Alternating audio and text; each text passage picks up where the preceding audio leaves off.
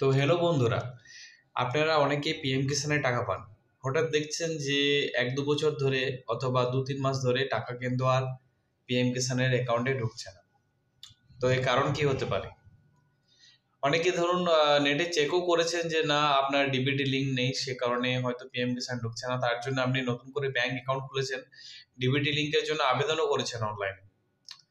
আর ব্যাংকে গিয়েও হয়তো জমা দিয়েছেন ডকুমেন্টস, কিন্তু তার সত্ত্বেও আপনি কিন্তু টাকা পাচ্ছেন না। আর এটাও বুঝতে পারছেন না যে আপনার ডিবিটি লিঙ্কটা হয়েছে কিনা।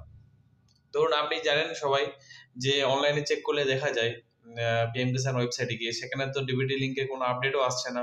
কিন্তু আপনার ডিবিটি লিঙ্কে আপডেট হয়েছে না আপনাকে ব্যাংকে গিয়ে আবার আপডেট করতে হবে? দেখতে থাকুন ভিডিওটা, কি করতে হবে আপনাকে। ধরুন এই একটা কাস্টমারের অ্যাকাউন্ট আছে, এখানে ডিবিটি লিঙ্কের স্ট্যাটাস নো দেখাচ্ছে, কিন্তু কিন্তু ওই একই ব্যক্তির মাই আধারে গিয়ে আপনি স্ট্যাটাস চেক করে দেখতে পাবেন যে